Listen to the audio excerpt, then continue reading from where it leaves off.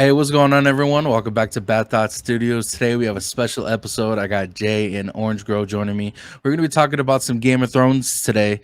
One of the characters who told us about the difference from the show to the books, and I want to get their opinion on it. And we're going to also go over the trailer, that not necessarily a trailer, but a behind the scenes video that House of the Dragon dropped for season 2, and I want to get the reaction for that. But first, I want to introduce Jay Shear. Thank you so much for joining me. How's everything, brother? Absolute pleasure to join. We just recorded another show on Deadpool, and you had some phenomenal thoughts. So I always love joining you, Tones. Always good stuff. And thanks for having me on. Of course, man. And I love talking film with you, not because you are a writer and director, just because you bring that we were talking about in the other episode, the writer in you. You could see it, and you bring a different aspect to what we're like, people like OG and me. We see things a certain way, but you see it a completely different way. And watching that is so much fun to watch. It's such a great aspect that you bring, and I love it.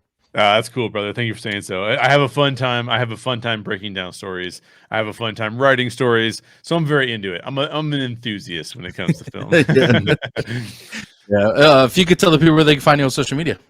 Yeah, and you what can find you have me next. over on How Stories Work with Jay Shear. I've got a short film coming out. We talked about it before on this channel, No Vacancy.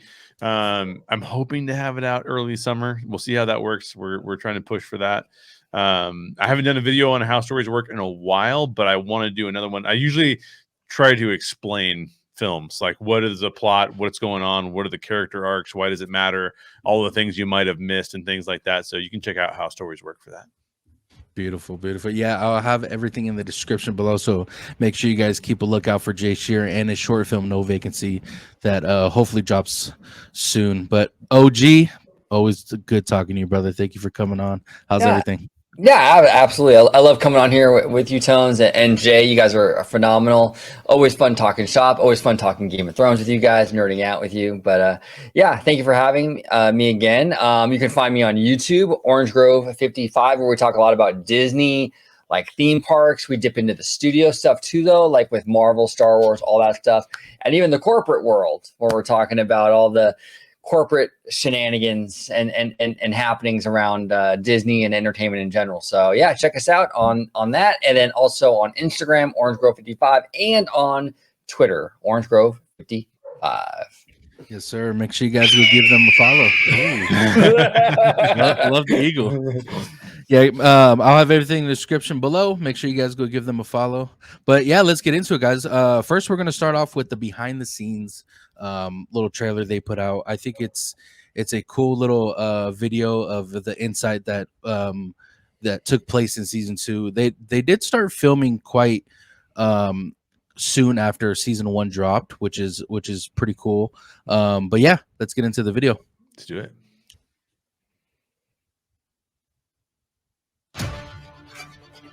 It feels like there's a lot of pressure to be back for season 2.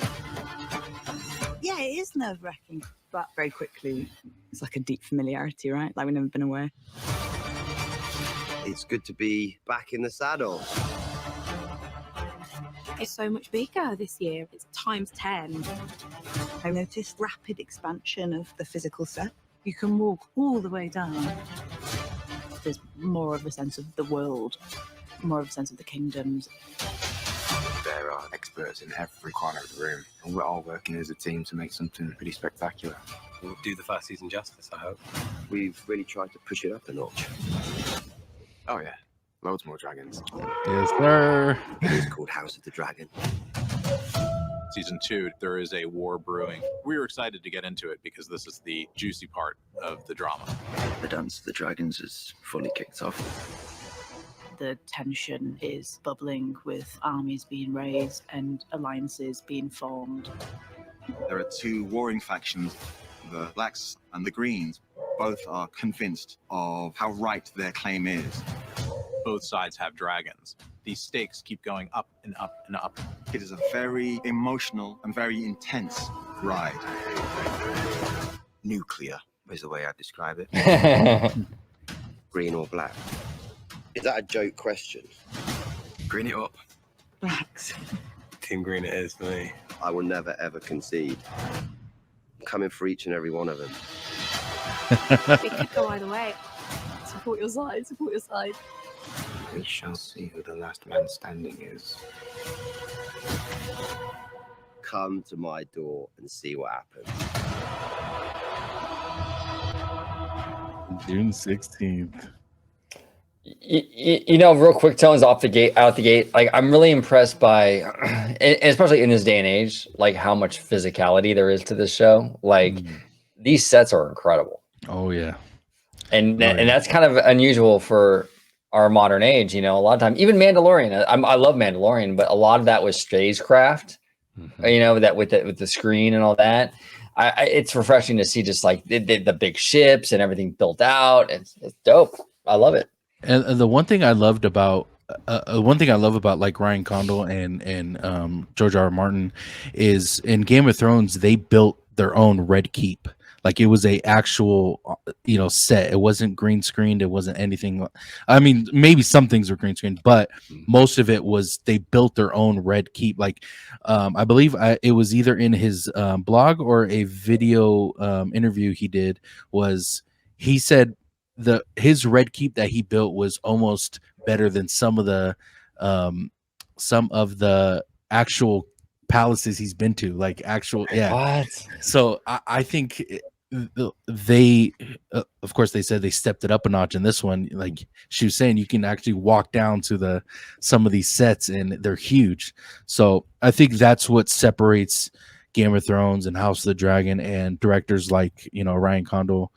It separates them from a lot of these people that you see on TV, and that I think that's why I fell in love with Game of Thrones, not only because of the storyline, but the amount of like passion and want to succeed in the people behind the scenes is like Damon, the Matt Smith who plays Damon. You can literally see him in real life in front of during that interview. Like that looked like his character. Like he was saying what he was saying as his character. But yeah, as far as the behind the scenes stuff, I love watching those videos because like OG was saying, you see the big sets, you see the not as much CGI as you would think that would go into this film. But would you think, go ahead, OG. Well, real quick, I just want to say too, another smart marketing move is this kind of like this green versus black thing. Mm-hmm. Yeah, I'm green all the way, I'm black all the way. It's like it kind of reminds me of like the Civil War, the Captain America Civil War situation. Oh yeah, right. And it was like it kind of puts the audience in the spotlight, pick a side. But it kind of creates like, and not in a bad way. Usually, like with fandoms, it's toxic. You know what I'm saying? but with this, I think it's a healthy thing. It's kind of fun. It's more like sports. You know what I'm saying? Like we're rooting for our team. I think that adds a lot of it kind of it fuels the excitement, I think, for the season. I think it does it. It's a smart marketing kind of play, I think, from Warner Brothers. Yeah. I agree. Yeah, it's really cool to see. It's really cool to see the actors talk about re-embodying the characters, and like you say, like Matt Smith he can go in and out of it like no problem, because Matt Smith is like a fairly, if you see him interviewed, especially on the British talk shows, he's a fairly like low key guy. He's not like an aggressive guy, but here he's like, come to my door, see what happens. That's awesome. It's pretty crazy. Yeah, so I thought that was cool. And if you ever want to see like the magic of Hollywood building sets, this is gonna be a surprising one because you would have thought that they just filmed this in an actual house, but go look up. I'm pretty sure you can find it on YouTube. Go look up how they built the Home Alone interiors. They built the Home Alone house interiors inside a high school gymnasium. No, and it is like yes, and if you see what they did, you're like, there's no way, bro. It's insane. Like you gotta go see that. But these guys that can do this, these practical effects and what they build, it's phenomenal. It is phenomenal. And I think the best special effects in the modern world are practically built sets with CG augmentation. Because when you get both of those elements together, it just makes for a really, really compelling thing. But yeah, I love the behind the scenes. I was a little surprised with some of the characters they chose to talk to, which means probably that some of those characters are a little bit more prominent. I mean, obviously you expect Rhaenyra and the green lady. I don't remember her name. You obviously Allison. You expect them to be in it. Obviously, you expect Matt Smith. But even being able to see the what's the guy's name? The sea. What is it? The sea worm. Oh, Kristen Cole. The guy with the gray hair. Oh, the sea snake. The sea snake. Thank you. The sea worm is way downgrade. Sorry, I downgraded his character. The sea snake, like just seeing that dude back is awesome. I loved his character in the first season, and then seeing like these two factions, but all of the other people who have to play a role in supporting one of them for whatever their reasons are, and then also for like they have these like side reasons where they're like, I'll support you in this way, but like behind the scenes, I'm supporting this person over here just so I can kind of win in the end. It's not unlike, dude, like it's not unlike the US giving missiles to Ukraine because we're just trying to weaken Russia. You know what I mean? Like it's like the same kind of deal. So I'm looking forward to this, man. That's just getting me hyped. Yeah, and the one thing that OG brought up was like the marketing factor. I think what they did with the two trailers was the green trailer, the black trailer, their look on things. I thought was a phenomenal marketing move because you not only do we want more trailers, of course, but you got that team black side and then team green side, and you kind of have those two sides fight over which was the best trailer. And I thought that was phenomenal, and you got to give it up to them, and costume wise as well. Their costumes are something that not a lot of people talk about. I don't know if you remember in Game of Thrones where you saw Daenerys go from wearing just a white sheet where it was almost see-through to wearing what she was wearing in season 8, just a complete badass. Like I loved their costumes that they wear inside House of the Dragon and Game of Thrones, and you kind of see early on in Game of Thrones or House of the Dragon, most of their armor, their shields, their swords, they're putting a lot of little details into this show, and you get down to even just the sword names, like when Arya was wielding Needle. Oh yeah, you get and then in this show you're gonna get Rhaenyra wielding Visenya's sword. I don't know, you guys might not know who Visenya is. She was one of Aegon the Conqueror's sister wives, and her sword was very, very legendary because she was such a badass. Rhaenyra is going to be I believe she's going to be wielding her sword in this show. So you get little details like that inside these trailers and inside these behind the scenes stuff, and I think it's phenomenal. I love it. I have to hand it to Warner and Max overall in general, HBO Max. With they've really, like, I'm a Disney guy, I love Disney, but like I gotta say though, I think that Warner has been way more successful with their original programming. Like the Succession, oh my god, like that show was crazy. I was hooked on that. And then even like this House of the Dragon thing, this really solid stuff coming out of Warner Brothers with all this stuff, For sure. It's very fun to watch what Warner Brothers has been doing recently. You got to give it up to them for sure. One thing I want to go over, guys, kind of last topic, but one thing I want to go over is apparently they're doing something different in season 2 and in the show moving forward that they did from the book, and I want your guys' reaction to it.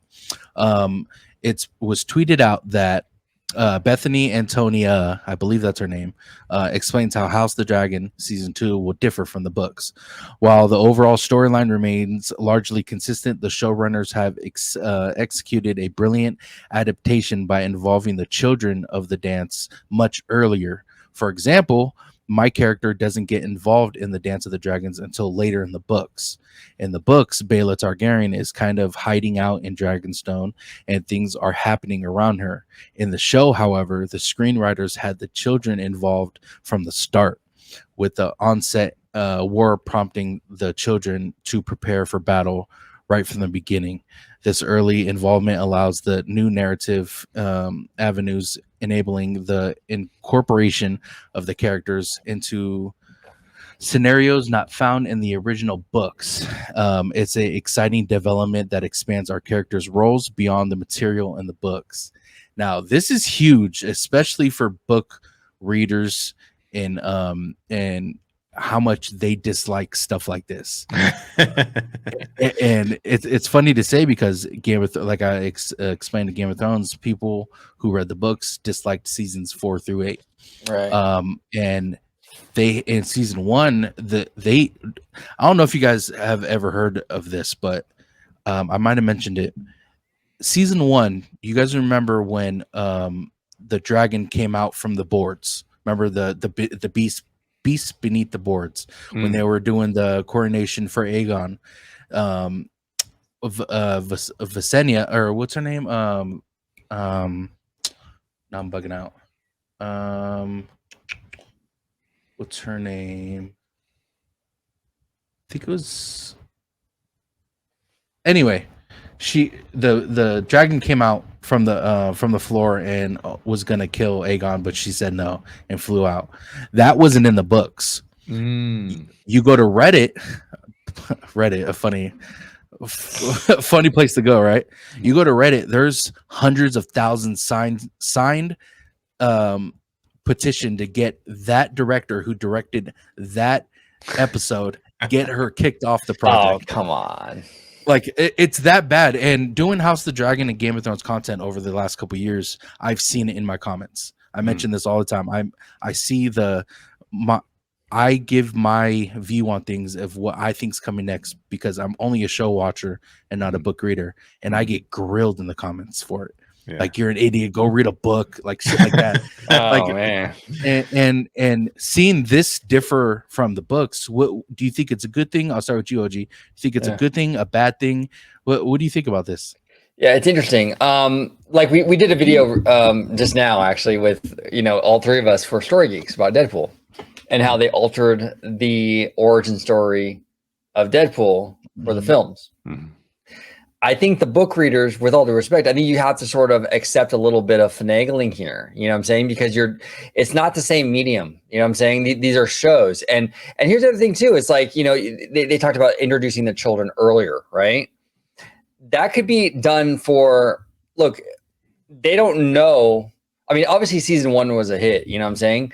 But like, as a showrunner, you don't know how long these are going to run. So you can release a bunch of books and that's fine. You can deep dive into all that stuff. But as a show, they don't maybe necessarily know how many seasons it's going to go. So they might have to kind of expedite some of this stuff to get as much of it in, because is there going to be a season 3, 4, or 5, whatever? They don't, you don't know. Things change. Look at Fantastic Beasts. They just cut that one out because it wasn't performing. So for movies and shows, you have to sort of approach it differently. And I get it. Like, if you're a book reader, you are accustomed to a certain storyline, a certain way of going about it, a certain methodology, but it's like, it's a different kind of way of approach here.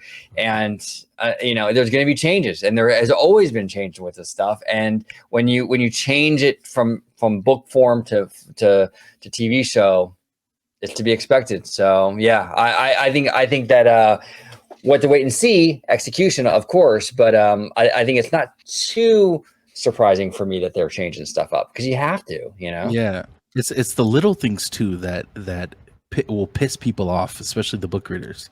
It's the little details that you get from the books into the show that they get mad about, and it's fine. You can get mad about it. I'm not saying you can't, but just don't go in expecting a word for word, picture for picture adaptation from the book, because it's not going to happen, and you got to go in with that mindset. But what's your opinion on this, Jay? Well, I've written books and I've also written films, and if you look over here, this is my book right there, Death of a Bounty Hunter. And I will tell you that if you don't change things, you've actually done the audience a disservice. And so basically is what OG is saying. I'm just going to double down on what OG is saying. And here's why this is the case. Books are a unique medium. Like OG brought up mediums. Books are a unique medium. There is really no other medium besides a book that can put you in the head of a character, right? Mhm. Like you can try to do that in comics with thought bubbles and things like that, but it's not as intimate as a book because you just get like these phrases. You don't get like long drawn out thought processes about how people think. On screen, you're watching someone emote. You're not listening to them tell you about how they feel, right? It's a very different experience. And so because of those different experiences, you literally can't have the same material. Another thing you can't do, and this is one of the more to her point that the actress is making, another thing that it's very difficult to do in film is convey the passage of time. How many times do you watch a film and you go, how many days did it take them to was this movie all take place in one day, or did it take place in like a week, or was it a month? Like, I don't even, it's hard to, you don't even, when you're writing a movie, you don't even try to approach that and try to, unless it matters to the extent where you have to put it in, like you have to put in like now 3 months later, 4 months later, sometimes you can do that. But in a book, time elapses in a much more understandable way, and you can kind of go through it because again, you're experiencing things through the internal monologues of the character, through a very detailed description of what's going on in that character's life. It's not these images. You're not just seeing images and verbal dialogue. You're getting a lot more information in a book. And so I can imagine that in a book, you can have all of this concentration on these characters in this setting. And then as time progresses, you can go, now I'm going to switch over. We're going to get to see more of these characters in this setting. Well, in a film, it's far more, or even in a TV show that's only 8-10 episodes, it's far more jarring if I've never really met these characters ever in the beginning episodes, and all of a sudden in episode 7 I introduce them and it's like, yeah, now they're badass. You just never seen them before. They've been an extra in the background. Like, it just doesn't work, right? It doesn't work from the conceptual storytelling standpoint. So for them to say these characters that show up kind of at the end of the book, we're going to start weaving their story in to the earlier episodes so that that's not this jarring experience where it's all of a sudden like, character showed up. Who are they? I have no idea. That makes a lot of sense to me. So for anybody who's, I'm into books as well, but I do think that there are adaptations to books that are 100% necessary because of what OG said, because of the medium that you're involved in. And if let me just say it another way, just to kind of clarify what I'm talking about. If I have a character who has a character arc in a story, and they go from being this way to being this way by the end of the book, they change. They have a journey that they go on. Again, that character in a TV show or a movie is not telling me how they feel at the first point of the journey and then telling me how they feel at the last part of the journey. I'm observing how they change. Right. So when I observe how they change, I have to make sure that if I'm the filmmaker, that I capture how they are here visually and sometimes audibly. And then I have to capture visually and audibly how they've changed here and all of the little micro changes along the way that got us to this point. A book, you have a lot more flexibility. You can just literally tell them, I'm thinking about these things. I'm very selfish. I don't care about other people. I'm angry at the world. And then boom, boom, boom, boom, boom. Oh, I love the world. It's holistic. I can't believe I was so selfish. Now I'm the hero. You can actually have the character informing you of how that change is happening. Can't do that in a film. Can't do that in a book. You got to showcase it, right? It's got to be visually apparent to you. So for those reasons, I think that this is probably a very wise choice. And you literally just can't port a book over with the same. The good example I like to use is Tom Bombadil in Lord of the Rings is one of the most ridiculous characters, right? The hobbits are like fleeing Hobbiton, they're fleeing the Shire, they run across Tom Bombadil and he sings them songs for like 2 chapters or whatever it is, right? If you were to stop and do that in the movie, you'd be like, what? Like these hobbits are just going to stop for a little while and just like sing songs with this guy? Like this just doesn't make any sense at all. So the movie says, we're just going to bypass that and not talk about that at all. So I think that you've got to make some of those changes. Some of those changes are good for the story. Yeah, well said. It sucks because you get those religious people who just they can't get over changes like when it comes to books because it's so perfect. And I'll give an example of what it's funny because I always bring this up with an OG always happens to be in the episode I bring this up in Percy Jackson. Oh yeah, Percy Jackson in the books was way different from what we got to see in the show. Right. He was just it was just a complete different storyline and complete different character that we were used to seeing, because he was more of an action-packed character, but we didn't get that in season one. And it's crazy because the people like Candid and X that I did those episodes with and watched the show with, they had the same kind of view that I had. But I get a lot of people in the comments, which I gotta stop reading comments at this point, but I get a little people in the comments saying like I'm completely seeing it differently than they are, which is mind-boggling to me because there was literally no action in the show. But you get the difference from the book to the show and from the movie. But it's almost a necessary, there's necessary things that you have to change, not only to make it better to see on screen, but it's necessary to do. And another thing was not One Piece, it was Avatar. Avatar was another it's hard to portray something in animation form than you do in live action. So it's kind of like the same thing from book to TV. And same thing with anime. You get, for one, you get a budget that you can't do with an anime budget that you could do with a live action. Like, it's just impossible. So you're going to miss out on a couple things. But you can't go into a thing that you've seen before or read before thinking it's going to be the same exact thing, because it's not. It's not a good mindset. Yeah, and it's like on OG55 we talk a lot about theme parks, right? So it's like Pirates of the Caribbean, the attraction has been at Disneyland since the 1960s, right? And it's a very simple storyline as an attraction because that's the medium, that's the framework you're working with, right? But when they converted that, when they translated that into a movie, they had to add a lot more lore and depth to it because now it's a movie. So now you can add to it. It's not the same as an attraction, which is a little bit more cliff notey. The movie needs to deep dive a little more. So it's the same idea kind of in reverse, where we take a simple story, cliff note kind of thing from the attraction. Now when we move it into a movie, we gotta add more meat to them bones, basically. You know what I'm saying? So it's the same idea here. Anytime you switch medium, you gotta adjust accordingly. So, and if you prefer the books, that's all good, but you just have to understand that the movies and the shows and all that are gonna have to be different to accommodate for the new medium they're presented in, you know? Yeah. And I think go ahead. No, you go ahead, Jay. Oh, I was just gonna say, I think what you don't want in an adaptation is, I haven't seen Percy Jackson, but this is probably what you're referring to as you talk about Percy Jackson. What you don't want from an adaptation is you don't want for the embodiment of the character to change. You can maybe change a character motivation. We were just talking about Deadpool on Orange Grove 55, and we were talking about how Deadpool's motivation in the film is different than his motivation in the comics, or that kind of revolve around his origin story.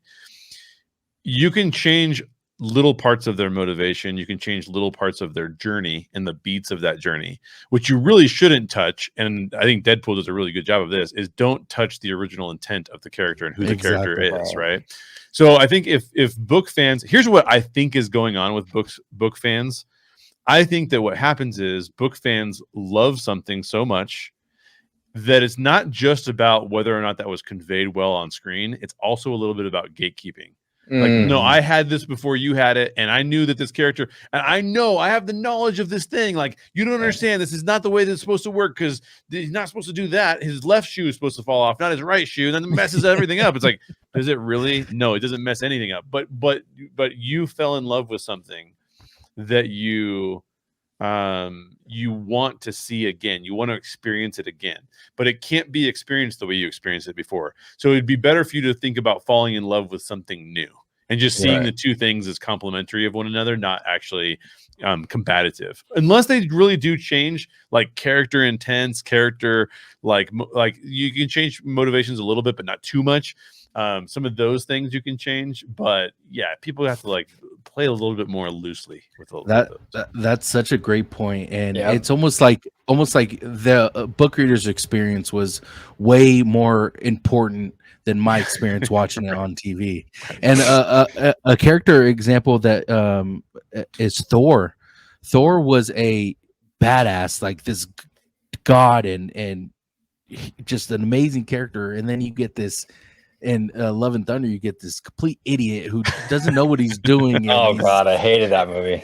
oh my God, it was. That's one thing that you shouldn't do, is make a god into this complete idiot, which was in my opinion, wasn't the best move that they should have done. But I could see that. Like, I could see why comic book people will be pissed because they completely changed the character. Like, I can understand that. But if it's like what Jay was saying, oh, the shoe fell off his left foot and not his right in the book, it's like, okay. Like, Come it's on. not a huge but about a week or two ago, Chris Hemsworth actually apologized for I saw Love that. and I Thunder. saw that. was I saw wild. that. He should apologize for being too damn sexy. Is what he should do. For real. Yeah, exactly. Don't let Chris Hemsworth make a Deadpool deal where he turns ugly, man. Exactly. No, it's crazy, and that's and it's kind of a larger issue with fandoms in general. Like, not just Game of Thrones, but I see it in the theme park community. I see it in a bunch of other stuff. It's like fans need to kind of pick their battles a little better. You know what I'm saying? I see a lot of outrage even in the theme park stuff where it's like little things happen and it's like a complete and total rage. You know what I'm saying? Yeah. It's like, come on, you know, I get it. Like, okay, you bulldoze the castle, be mad. I get it. You know what I'm saying? But like, you know, if they're changing the color scheme on a building on New Orleans Square or something like that, it's not the end of the world, fans. It's going to be okay. So you got to pick your battles. And same with Game of Thrones. I think there's a little bit of that here too, where it's like, come on, you know, left shoe, right foot. I mean, left foot, right foot stuff. Yeah. It doesn't really matter at the end of the day, you know? Oh, yeah. Yep. And please let us know in the comments what you guys think about I'm generally like curious if you are a book reader and you are watching this, I want to know if this is a really big deal about changing something as far as bringing them in sooner than in the fight, or keeping them around and then bring them in. Because I want to know. Unfortunately, we didn't read this book. Am I right on that? You guys didn't read the? No. Okay. No. Yeah. So we don't have that knowledge when it comes to the books. Is this a huge deal? Is this not a big deal? Are you guys okay with this change? But let us know in the comments, because I'm genuinely curious. But yeah, any final thoughts before we get out of here, guys? Well, the final thought I had was you can go back and watch a video on the Bad Thought Studios channel where Tones and I talked about an actual change to the nature of how Game of Thrones treated violence from the books to the films, and how that actually contributes to a season 8 that doesn't make as much sense. So if you go back to that video, you can hear us talk about why Game of Thrones went a little bit off kilter because it was ahead of the books, and how the original intent of what the books was trying to showcase, and the show did showcase for the first 4 or 5 seasons, actually changed. And I think it's a worthwhile thing to think about, because that does change the nature of what the story actually is trying to accomplish, and you have consequences for it, right? Right. Yep, of course. Well and I'll said. leave that video at the end of this video. So if you guys click on it after this. But any last thoughts, OG, before we get out of here? No, just smash that like button and subscribe to Bad Thought Studio. That's all I gotta say. Sir. Yes, sir. Thank you guys so much for coming. Thanks for watching, guys. Make sure you guys comment and let us know what you guys thought about the video. Make sure you guys subscribe and like. Make sure you guys subscribe and notifications on, so you guys are notified once a video is uploaded, because we are going to be putting out a lot of House of the Dragon and some more, A Night of the Seven Kingdoms show that's dropping. Aegon's Conquest that's dropping. So any news that comes out, you guys will see a video on here. And also on my TikTok, I usually put out videos on my TikTok first, and then we'll come and make a long-winded video on here. So make sure you guys go follow that. But Jay, I'll start with you. Thanks again for coming on, man. Always a pleasure talking to you. If you can tell the people where they can find you on social media. Yeah, man. You can find me. One of the places you can find me is on the Orange Grove 55 YouTube channel. Sir. I'm often on there doing the Story Geek Show, where we dig really deep into one of the movies that we love. So we just did that with Deadpool. You can go watch it over on OG55. Really fun show with these 3 same exact people on the same exactly. show. Just you can watch that. different spots though.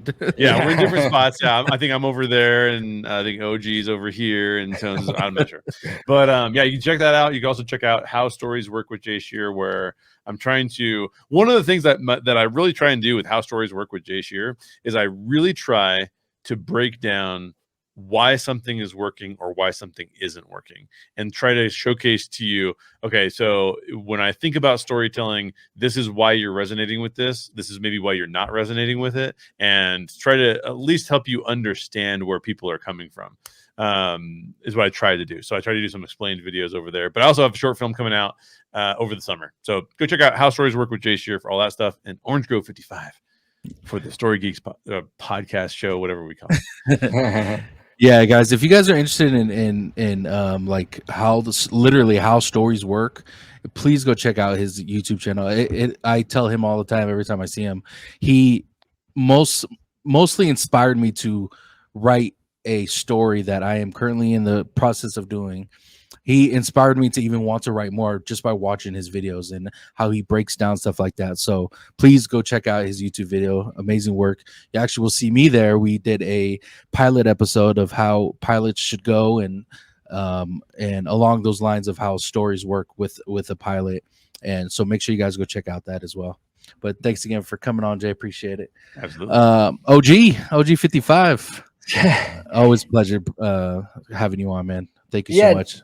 No, I love hanging out with you guys. I love hanging out with both of you guys. Yeah, you can find me on Orange Grove 55. Like this gentleman Jay Shearer said, he has a show on our channel called Story Geeks, where we break down stories. We just did a video on Deadpool a couple months ago. We did Who Framed Roger Rabbit. We really dive into these movies. It's a really, really good time.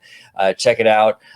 We also do a lot of theme park stuff on OG55. We deep dive into that. We deep dive into even like studio stuff, Marvel, Star Wars, and the corporate side of things. So the whole Bob Iger situation, you know, the CEO succession, all that stuff with Disney, which is like the talk of entertainment right now. Yeah, so check us out over there at OG55, Orange Grove 55.